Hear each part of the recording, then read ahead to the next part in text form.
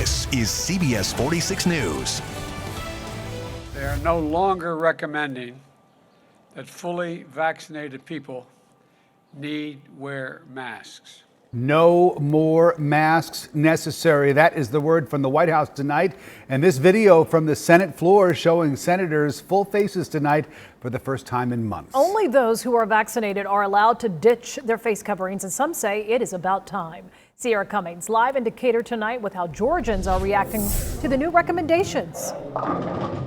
Well, you know what? There are some exceptions, like public transportation on a bus or on a plane, but some business owners in Atlanta are saying they're part of the exception too. Sounds like this one won't be coming down anytime soon. Comet Bowling Alley, one of the many sites, still going to require customers wear masks.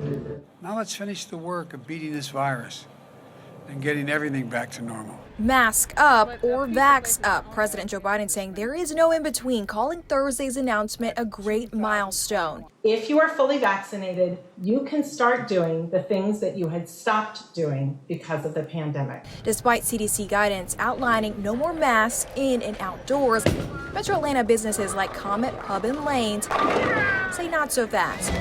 When customers first enter or when they walk around, mask must be on. Dozens of Metro Atlanta shops feel the same. When they may ask you to wear that mask, and you may not feel like you need to, but it's for the safety and comfort of everybody, and it's a small sacrifice to make. Public health expert Jonathan Baktari applauds the message, arguing with only 1/3 of people fully vaccinated, shops can't discern who should or should not have face coverings. Taking these policies off maybe too early, if it is too early, can endanger the people who are not vaccinated. But with increased access and kids as young as 12 now eligible, leaders hope the new guidance offers more incentive for more families to take a strike at normalcy.